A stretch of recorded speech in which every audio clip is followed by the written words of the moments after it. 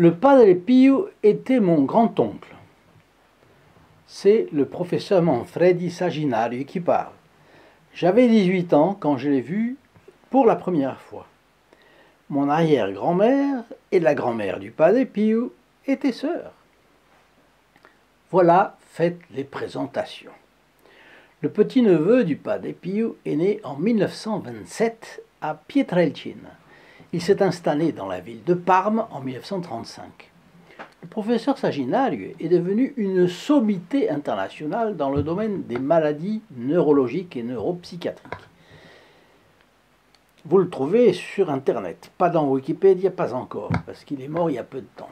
Il a grandi en entendant parler du Padre Pio et lorsqu'il revenait chaque été à Pietrelcina après les années universitaires, ses grands-parents lui disaient « Sois toujours correct pour que le Padre Pio n'ait pas honte de toi ».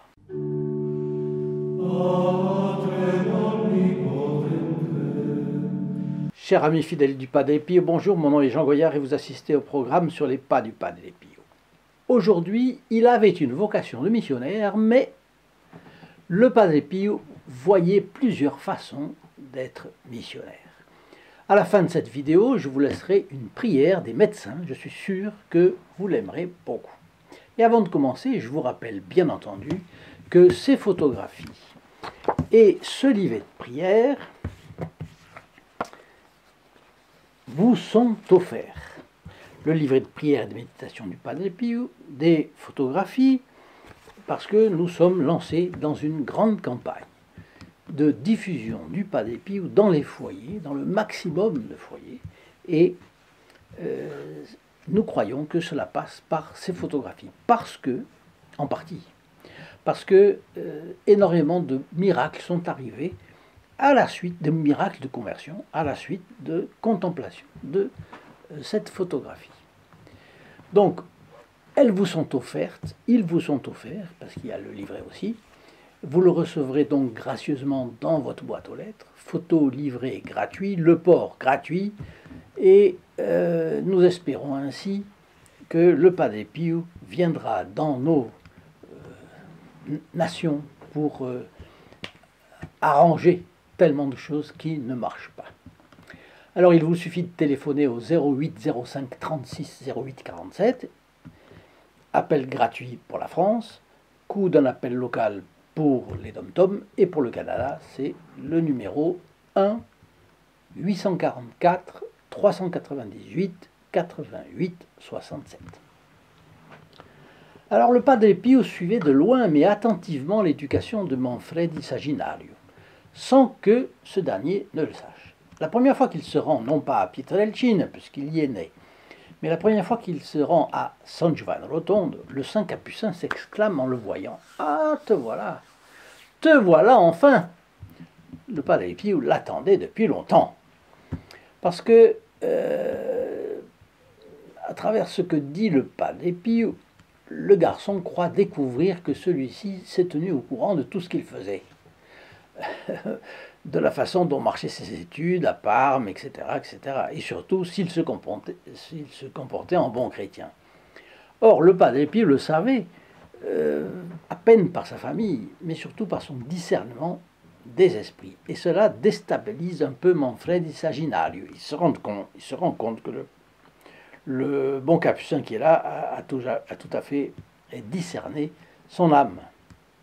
Alors notre bon capucin se rattrape aussitôt. Non, non, mais je suis très heureux de te parler, car tu es de la famille, etc. Bien, cette visite ne s'était pas faite de la seule initiative du garçon, parce qu'il était allé, parce qu'il avait extériorisé à ses parents qu'il se posait des questions sur sa vocation. Et donc ses parents avaient poussé pour qu'il y aille. Alors il dit au Padre Pio qu'il est sensible à l'idée d'être missionnaire, et dans le tiers-monde, mais qu'il est aussi passionné par la médecine. Et puis il lui confie aussi, non sans une certaine gêne, que les femmes ne lui sont pas indifférentes. Bon, le Padre Pio écoute tout ça, et puis lui demande d'amener aussi sa famille à San Giovanni Rotondo. Donc c'est une manière de faire du Padre Pio. Et vous allez voir une chose intéressante. Le Padre Pio ajoute aussitôt, tu seras médecin et tu pourras aider les autres plus qu'en portant l'habit. Sois médecin et tu verras que tu seras apprécié au long de ta carrière. Ta voix sera plus entendue que la mienne. On a besoin de missionnaires, oui, mais on a aussi besoin de médecins qui témoignent de l'amour chrétien.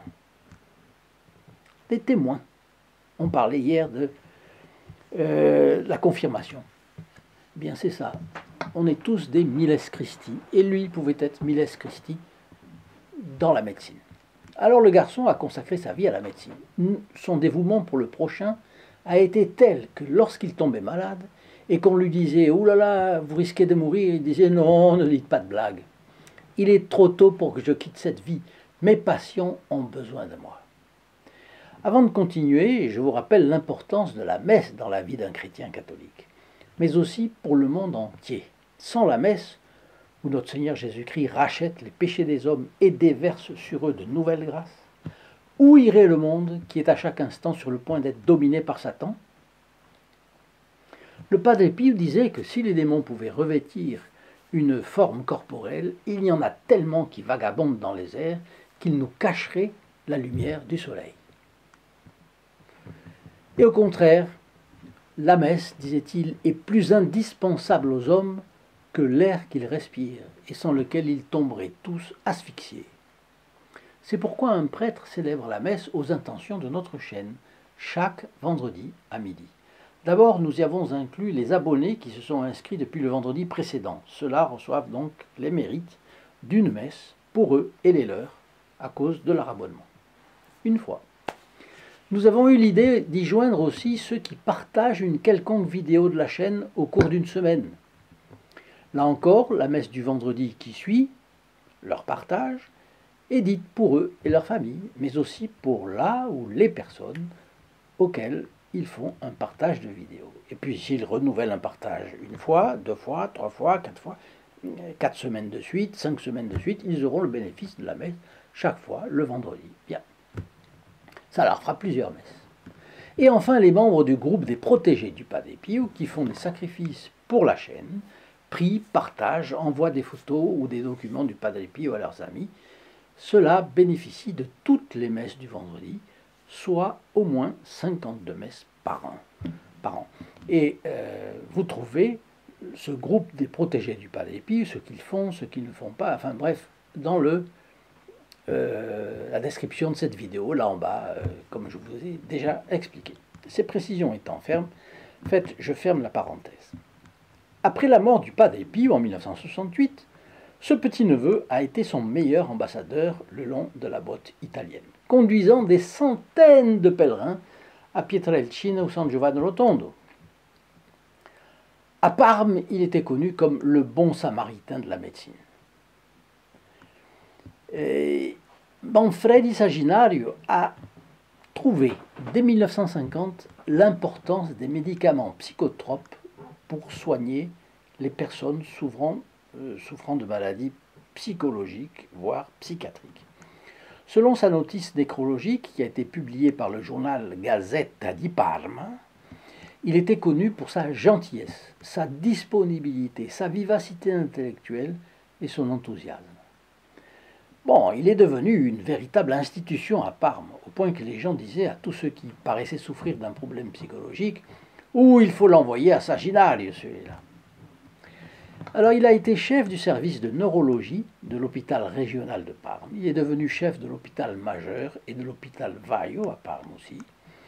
Et il est décédé le 18 mai 2021 à l'âge de 94 ans. Donc il y a très peu de temps, comme vous voyez. Nous sommes en septembre 2022, donc il y a 1 an et 1 mois, et 2 mois. Mais, non, et 4 mois. Mais j'ai vu que pendant le Covid, il a trouvé le moyen de se faire arranger les plateformes électroniques, ordinateurs, etc. Et les gens qui étaient psychologiquement affectés par le Covid, par le confinement, eh bien, lui téléphoner et il pouvait avoir un entretien par vidéoconférence avec eux. Donc vous voyez comme il a, bien qu'il ait eu, au moment du Covid, il devait avoir 93, 92, 93 ans, eh bien l'âge n'a pas été un empêchement, il a toujours tenu à avoir le contact avec ses patients. Eh bien, vous voyez comme c'est très intéressant de remarquer cela. Alors je vous donne rendez-vous sur le lien st-padre-pio.fr dans la description ci-dessous, et je vous laisse maintenant la prière trouvée pour vous. C'est la prière, une prière des médecins. Ô divin médecin des âmes et des corps, Jésus le Rédempteur, qui durant votre vie mortelle avait eu une prédilection pour les malades, les guérissant par le contact de votre main toute puissante, nous, appelés à la mission ardue de la médecine, nous vous adorons et en vous nous reconnaissons notre modèle d'excellence et notre soutien. Guidez toujours notre esprit, notre cœur et nos mains, afin que nous puissions mériter dans notre fonction la louange et l'honneur du Saint-Esprit. Augmentez en nous la conscience que nous sommes en quelque sorte vos collaborateurs dans la défense et le développement des créatures humaines et les instruments de votre miséricorde. Éclairez nos esprits dans la rude épreuve de la lutte contre les innombrables infirmités du corps, afin que, faisant un sage usage de la science et de ses progrès, nous ne nous cachions pas les causes des maux, ni ne nous égarions dans leurs symptômes, mais que nous puissions indiquer d'un jugement sûr les remèdes prévus par votre providence. Remplissez nos cœurs de votre amour afin que, vous reconnaissant dans les malades, surtout dans les plus abandonnés, nous répondions avec une inlassable sollicitude à la confiance qu'ils nous accordent. Faites qu'imitant votre exemple, nous soyons paternels dans notre compassion, sincères dans nos conseils, diligents dans les traitements, détachés de l'illusion et doux dans la proclamation du mystère de la douleur et de la mort.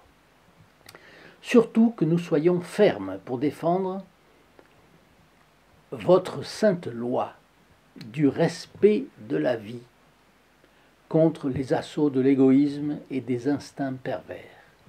Médecins fiers de votre nom, nous promettons que notre activité évoluera constamment dans le respect de l'ordre moral et des lois.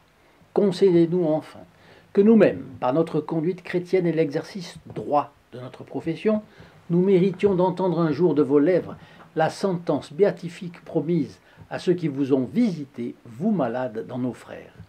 Venez, bien-aimés de mon Père, prenez possession du royaume qui vous a été préparé, ainsi soit-il. C'est la prière des médecins du pape Pie XII qu'on trouve dans les actes apostoliques du siège apostolique, Acta Apostolice Sedes, de 1957. Eh bien, je vous souhaite une très bonne journée et je vous dis à très bientôt. Au revoir. In nome del Padre, del Figliolo e dello Spirito Santo, e così sia. Sia lodato Gesù e Maria, e